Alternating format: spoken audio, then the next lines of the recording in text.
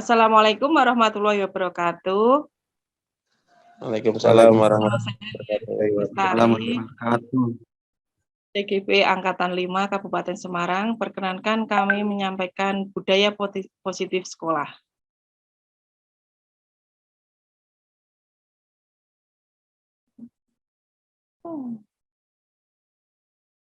Apa itu budaya?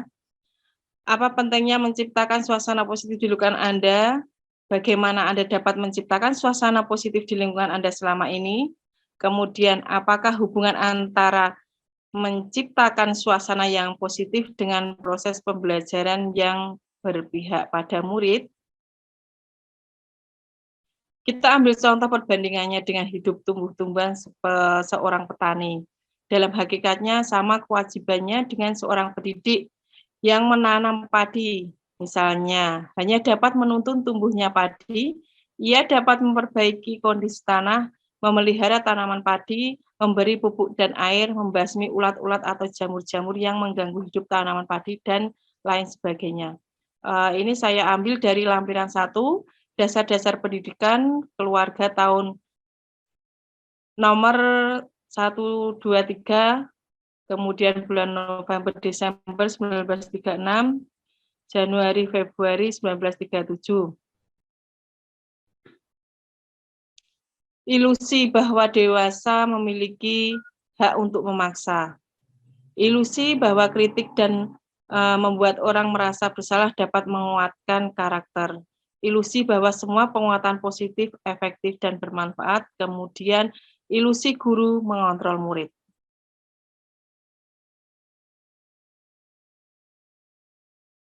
Untuk mengubah pola pikir, bila kita ingin membuat kemajuan perlahan, sedikit-sedikit ubahlah sikap atau perilaku Anda.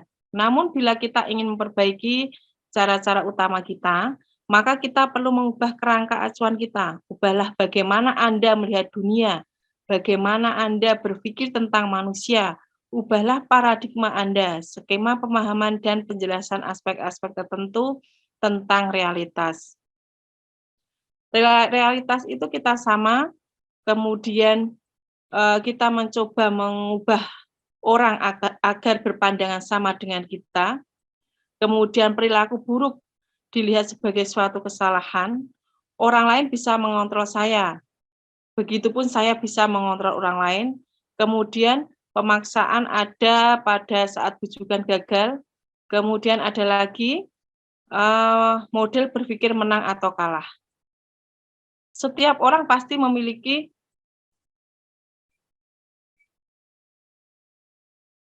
gambaran yang berbeda. Kemudian kita harus bisa berusaha memahami pandangan orang lain tentang dunia, bagaimana semua perilaku itu pasti memiliki tujuan, hanya Anda yang bisa mengontrol diri Anda tidak bisa mengontrol orang lain. Kolaborasi dan konsensus menciptakan pilihan-pilihan baru, kemudian model berpikir menang-menangan itu harus kita rubah. Menurut Dian Gosen, untuk mendapatkan imbalan atau penghargaan dari orang lain, motivasi perilaku manusia itu diantaranya bagaimana bisa menciptakan itu semua untuk menghindari ketidaknyamanan atau hukuman, kemudian untuk menjadi orang yang mereka inginkan dan menghargai diri sendiri dengan nilai-nilai yang bisa dipercaya. Pernahkah Anda dalam sebuah situasi di mana Anda sengaja melakukan sesuatu yang menyakitkan bagi Anda, bahkan bertabrakan dengan penghargaan dari orang lain, kemudian mengapa Anda tetap memilih melakukannya? Nah, kita bisa mengambil dari sini, disiplin positif. Tujuan dari disiplin positif adalah menanamkan motivasi yang ketiga pada murid-murid kita, yaitu untuk menjadi orang yang mereka inginkan dan menghargai diri sendiri dengan nilai-nilai yang mereka percaya. Sebagai seorang guru, saat Anda hadir mengajar di kelas tepat waktu, motivasi apakah yang mendasari tindakan Anda? Bila sekolah Anda tidak ada peraturan yang mengharuskan guru datang tepat waktu dan tidak ada surat teguran bagi guru yang datang terlambat itu, apakah Anda akan tetap datang tepat waktu untuk mengajar murid-murid Anda? Kemudian strategi apa yang selama ini Anda terapkan untuk menanamkan disiplin positif pada murid-murid Anda? Bagaimana hasilnya pada perilaku murid Anda? Di sini ada 3 controlling, di antaranya itu hukuman, konsekuensi, dan restitusi. Pengaruh penghargaan bagi siswa yang pertama, penghargaan efektif jika kita menginginkan seorang melakukan sesuatu yang kita inginkan dalam jangka waktu pendek. Kemudian, orang yang berusaha berhenti merokok atau orang yang berusaha diet menguruskan badan, bila diberikan penghargaan hampir pasti tidak berhasil. Ketika orang diberi penghargaan di depan orang banyak, maka orang lain akan merasa iri. Dan sebagian dari mereka akan tidak menyukai orang yang diberikan penghargaan tersebut. Penghargaan menciptakan persaingan di dalam kelas dan persaingan menciptakan kecemasan. Memberikan penghargaan dan hukuman adalah hal yang sama karena keduanya mencoba mengendalikan perilaku seseorang. Keyakinan kelas. Mengapa keyakinan kelas? Mengapa tidak peraturan kelas saja?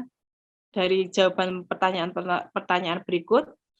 Yang pertama, mengapa kita memiliki peraturan tentang penggunaan helm pada saat mengendarai kendaraan roda 2 atau motor? Kemungkinan jawaban Anda adalah untuk keselamatan. Mengapa kita memiliki peraturan tentang penggunaan masker dan mencuci tangan setiap saat? Kemungkinan jawaban Anda adalah untuk kesehatan atau keselamatan. Nilai-nilai keselamatan atau kesehatan inilah yang kita sebut sebagai suatu keyakinan, yaitu nilai-nilai kebajikan universal yang disepakati secara tersirat dan tersurat, lepas dari latar belakang suku, negara, bahasa, maupun agama. Jadi di kelas itu kita paradigmanya baru sekarang bukan peraturan kelas, tetapi lebih ke keyakinan kelas.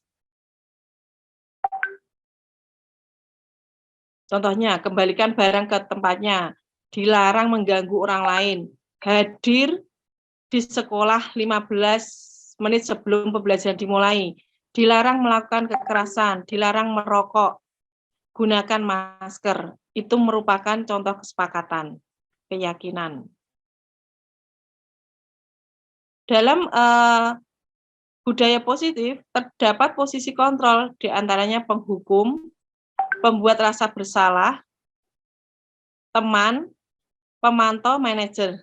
Nah, ini di antara ini kita harus bisa menyikapi penghukum itu bagaimana, pembuat rasa bersalah itu bagaimana, terus sebagai teman bagaimana, kemudian kita sebagai pemantau bagaimana, dan sebagai kepala sekolah ini manajernya itu harus bersikap bagaimana, ini sudah terangkum dalam posisi kontrol.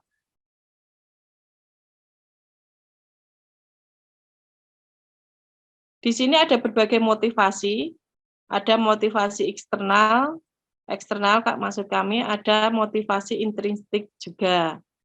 Di sini sudah kami sampaikan ada kesepakatan guru, kemudian hasilnya juga sudah nampak. Kemudian kalau sebagai penghukum, contohnya, kalau kamu tidak melakukannya, saya akan menghukum. Itu guru sebagai penghukum. Kalau pembuat orang merasa bersalah, kamu sudah mengecewakan bapak atau ibu. Maksud kami bapak ibu guru. Nah, di sini ada juga sebagai controlling positif, yaitu sebagai teman. Lakukan untuk bapak ibu. Contohnya ya sudah, nanti bapak ibu bantu. Jadi di sini anak merasa kalau bapak ibu guru itu sebagai teman, bukan sebagai penghukum saja. Dilanjut lagi ada pemantau. Pemantau itu nanti kaitannya dengan controlling diri, kemudian sebagai kepala sekolah ini manajernya bisa menyikapi guru-guru yang mempunyai sifat penghukum dan membuat orang merasa bersalah.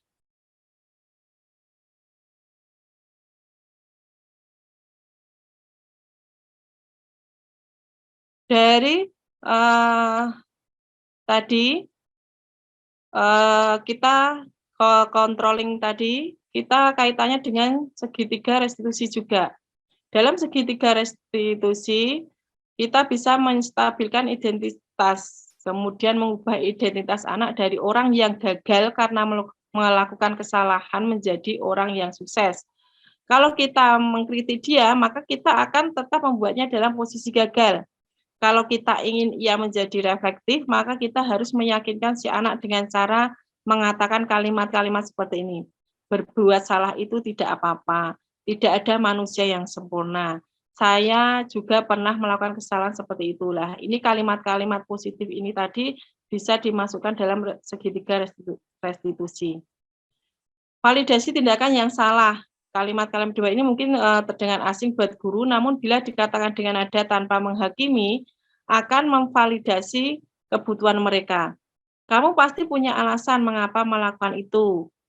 Atau mungkin yang lain bisa lagi, kamu patut bangga pada dirimu sendiri karena kamu telah melindungi sesuatu yang penting buatmu. Jadi ini bisa kita bicarakan dengan murid sebagai teman tadi. Kemudian sisi tiganya, menanyakan keyakinan. Keyakinan itu nanti kita buat bersama anak-anak agar anak-anak itu tidak merasa terhakimi atau anak-anak itu merasa nyaman dalam melakukan tata tertib, istilahnya seperti itu dalam suatu kelas. Contohnya apa nilai-nilai umum yang kita telah sepakati, tadi membuat kesepakatan tadi bersama anak-anak. Kamu mau jadi orang seperti apa? Ini bisa kita obrolkan, kita sharing bersama anak-anak. Jadi anak-anak merasa nyaman, belajar lebih efektif, kemudian termotivasi dan tidak merasa gagal.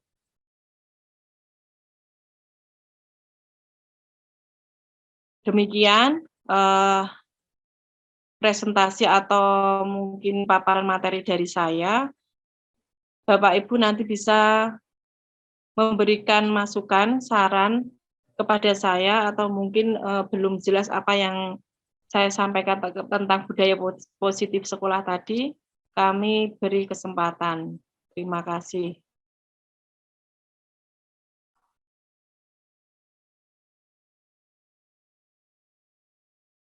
Saya boleh memberi saran sedikit, Mbak Lia? Nggih, Pak Didit, nggih. Terima kasih Pak Didit. Kami persilahkan. Saya Pak Didit bisa diperkenalkan dulu dari kepala sekolah dari SD mana? Oke. Terima kasih atas saya Didit Sulistyo, Kepala Sekolah SD Negeri Klebu 3, Kecamatan Brengapus. Dalam hal ini saya akan sedikit memberi mungkin tambahan. Dalam pengembangan budaya sekolah itu akan lebih optimal lagi kalau ditambahkan itu penghapusan atau cara penghapusan perundungan atau bullying terhadap siswa. Untuk mewujudkan profil pelajar Pancasila itu selalu dibahas tentang perundungan dan bullying yang dibahas itu masuk ke dalam pembahasan terus itu. Berarti kan itu salah satu dari budaya positif yang harus kita terapkan untuk di sekolah. Saya kira itu tambahan dari saya mungkin, atau kalau ada yang lainnya bisa ditambahkan oleh teman-teman atau Bu Lia sendiri. Terima kasih. Terima kasih Pak Didit atas masukannya, sarannya. Memang ini budaya positif ini tidak terlepas dari tadi pelajar Pancasila tadi nggih Pak Didit nggih.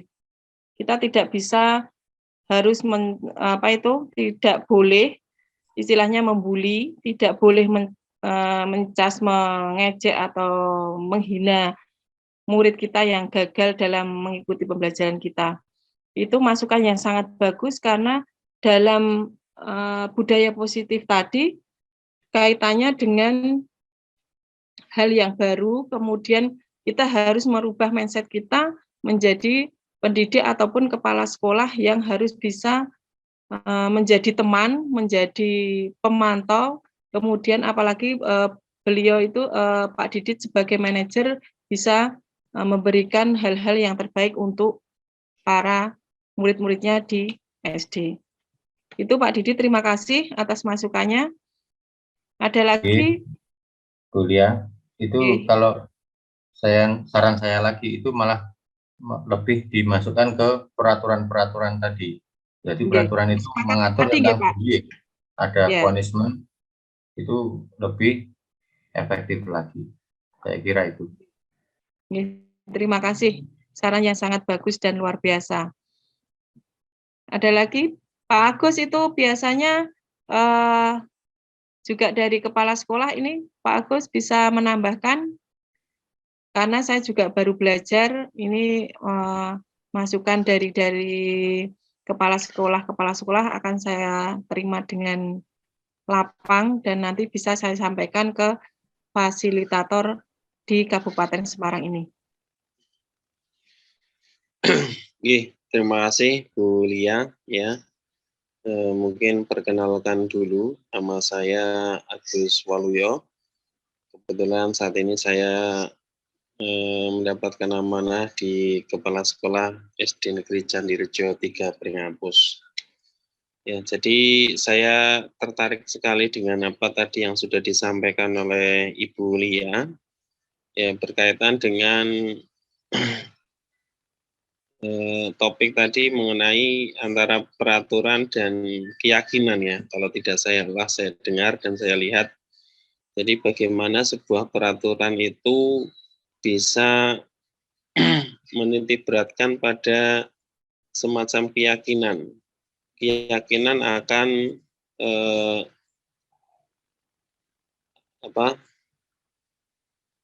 ya tidak hanya sekedar melaksanakan peraturan, tetapi dalam peraturan itu betul-betul memahami secara yakin manfaat ataupun isi dari peraturan tersebut ya. Mungkin perlu ditanamkan secara utuh ya. Bagaimana keyakinan itu bisa menimbulkan budaya yang positif.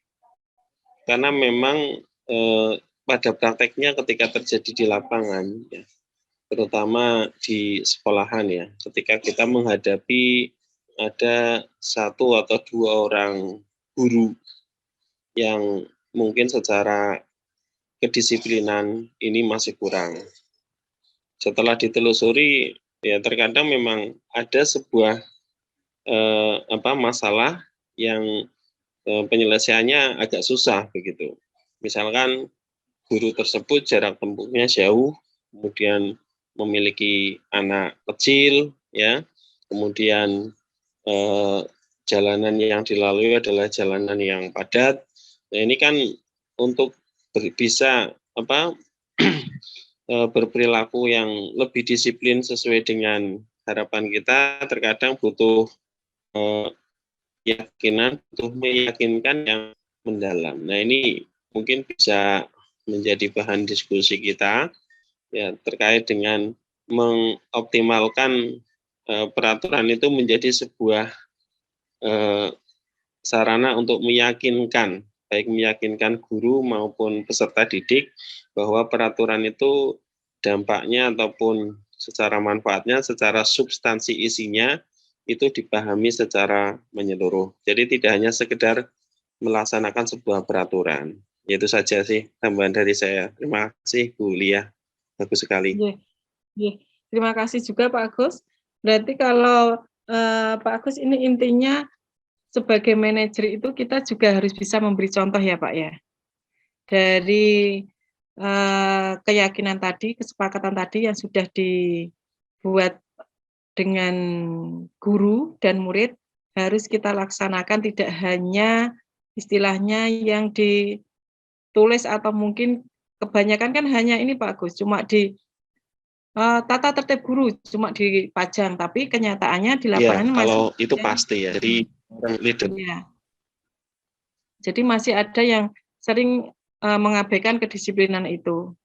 Jadi kita harus bisa ini ya Pak Agus ya, bisa merubah mindset juga kita agar budaya positif, keyakinan, kemudian kesepakatan, kedisiplinan yang sudah kita buat harus bisa kita laksanakan, gitu.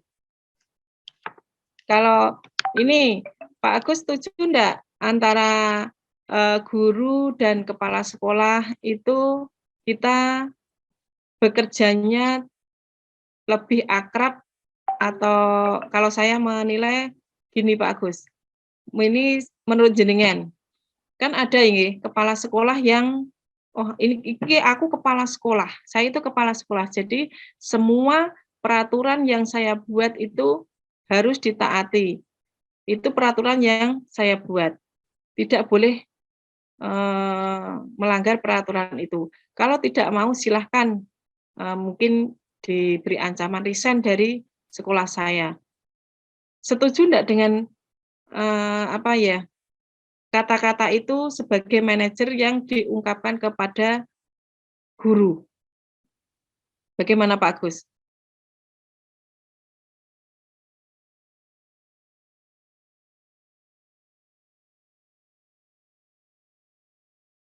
Pak Didit?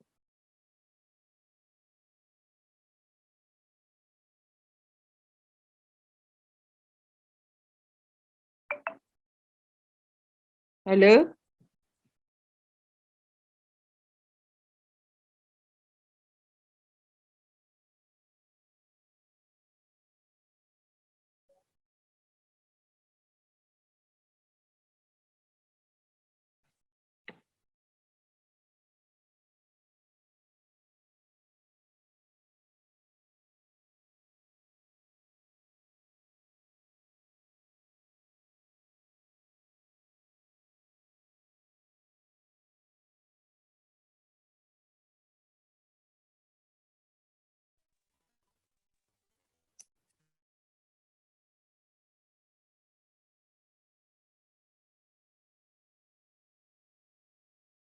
Ya Allah. Maaf Bu Lia, tadi saya terlempar. Ya. Saya ulang nggih Pak Agus nggih. Ini ada suatu kasus seperti ini Pak Agus. Tadi masukan dari panjenengan luar biasa. Jadi sebagai kepala sekolah kan kita juga harus bisa sebagai intinya sebagai manajer kita harus bisa sebagai pemantau, kemudian tidak hanya sebagai penghukum. Ada suatu kasus kalau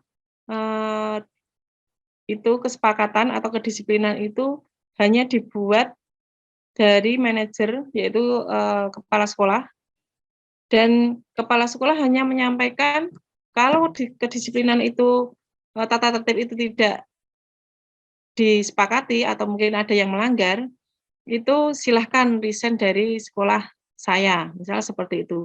Bagaimana menurut jenengan Pak Agus? Apakah itu bisa dijadikan suatu manajer atau kepala sekolah atau mungkin ada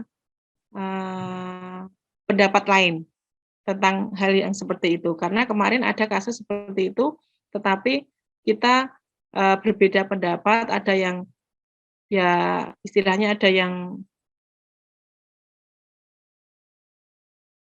kepala sekolah harus bisa, kepala sekolah semua itu kedisiplinan atau tata tertib itu dibuat oleh kepala sekolah dan harus mentaati. Bagaimana Pak Agus? Menurut jenengan? Ya tadi terlempar lagi nih. Tapi coba saya tangkap apa yang tadi disampaikan pertanyaan Ibu Lia ya. Ya. Jadi ketika kita membuat sebuah peraturan, tentu ini kita musyawarahkan secara bersama dan kita melakukan pendekatan-pendekatan betul-betul bahwa peraturan ini adalah untuk manfaatnya untuk semuanya begitu. Dan kaitannya dengan dinas, kita juga dalam membuat peraturan itu berdasarkan turunan aturan-aturan yang ada di dinas pendidikan. Dan memang tidak mudah ya ketika kita sebagai seorang pemimpin harus membuat peraturan yang bisa ditaati dan dilaksanakan oleh bersama. Tetapi ya memang tugas seorang pemimpin selain hanya meneladani, ini juga butuh memantau, memotivasi, kemudian juga mengarahkan ya. Juga memberikan solusi-solusi ketika ada yang benar-benar sulit untuk melaksanakan itu. Roda organisasi pasti ada kendala, pasti itu ada masalah. Dan kita harus memahami itu dengan benar-benar bijak ya. Jangan sampai kita sendiri malah menjadi menjadi temperamental atau menjadi penghakim yang tanpa adanya proses-proses pendekatan kemudian kita memberikan sanksi. Nah, ini juga harus kita hindari karena memang untuk saat ini seorang pemimpin benar-benar harus menguasai kemampuan untuk baik dari sisi perencanaan, melaksanakan dan mengevaluasi ya. Semuanya itu harus tersinergi dengan baik. Sehingga dari apa yang sudah kita rencanakan membuat sebuah peraturan, kemudian kita laksanakan, kita pantau, kita sebagai manajer benar-benar melihat realitanya seperti apa, kemudian kita evaluasi. Juga harus sering-sering berkomunikasi ya, baik secara formal maupun non formal dengan mereka, karena jelas dari interaksi yang sudah kita lakukan, kalau hanya sekedar interaksi formal nanti malah timbulnya mereka ada semacam kayak punishment ya, tekanan. Tekanan ini juga tidak bagus dalam dunia pendidikan. Ketika guru itu tertekan, ya dia secara kreativitas nanti akan terhambat juga dan akan berpengaruh kepada pelayanan kepada siswa atau peserta didik. Ya. Maka dari itu perlu kita adakan misalkan peraturan ini benar-benar kita musyawarahkan secara bersama, kita rancang dari sisi dasar-dasar hukumnya, kemudian pertimbangan-pertimbangannya, dan kita kolaborasikan dengan kondisi yang ada di lapangan. Saya kira gitu, Mbak Lia. Intinya komunikasi tanpa membedakan antara manajer dengan guru atau dengan antara kepala sekolah dengan guru, tetapi masih ada batas-batasannya ya Pak Agus. Iya, betul. Jadi memang kita juga jangan memposisikan terlalu tinggi, formal untuk kepala sekolah mereka itu kita itu jangan terlalu, tetapi harus benar-benar secara pendekatan yang egaliter ya. Kemudian itu juga perlu tidak bagaimana menghimbauan secara tadi benar meyakinkan ya. Meyakinkan itu kan berarti kita membutuhkan proses peredaran. Mereka sadar untuk melakukan itu dengan senang hati, mereka sadar melakukan itu dengan bahagia, sehingga tidak ada keterpaksaan. Nah, kalau sudah ada semacam itu, saya kira kondusivitas ataupun budaya yang positif ini akan tertular bahkan ke siswa. Ya. Dari guru dan kepala sekolah ini punya budaya positif yang bagus, nanti pada akhirnya siswa juga akan merasakan ataupun mendapatkan dampak yang benar-benar besar. Bu Lia. Terima kasih Pak Agus, Pak Didit tadi. Jadi intinya masukan dari Pak Didit dengan Pak Agus, saya nanti itu sudah saya simpulkan sendiri, sudah saya bisa terima. Nanti itu bisa masuk di dalam segitiga restitusi tadi, ada kolaborasi, ada komunikasi, kemudian tidak ada istilahnya hukuman yang dulu, istilahnya yang paradigma lama itu kita kita perbarui. Jadi intinya tata tertib kita rubah menjadi kesepakatan antara dari tadi masukan dari Pak Didit, antara guru kesepakatan dengan murid, kemudian dari panjenengan Pak Agus kesepakatan antara manajer yaitu kepala sekolah dengan guru. Ngoten nggih. Terima kasih atas masukannya Pak Agus dan Pak Didit serta teman-teman yang saya hormati semua. Dan dari saya ini cukup, kemudian saya ucapkan terima kasih karena sudah meluangkan waktunya untuk memberikan kesempatan kepada saya mengimplementasikan budaya positif bagi sekolah di lembaga masing-masing. Saya akhiri, wassalamualaikum warahmatullahi wabarakatuh. Waalaikumsalam warahmatullahi wabarakatuh.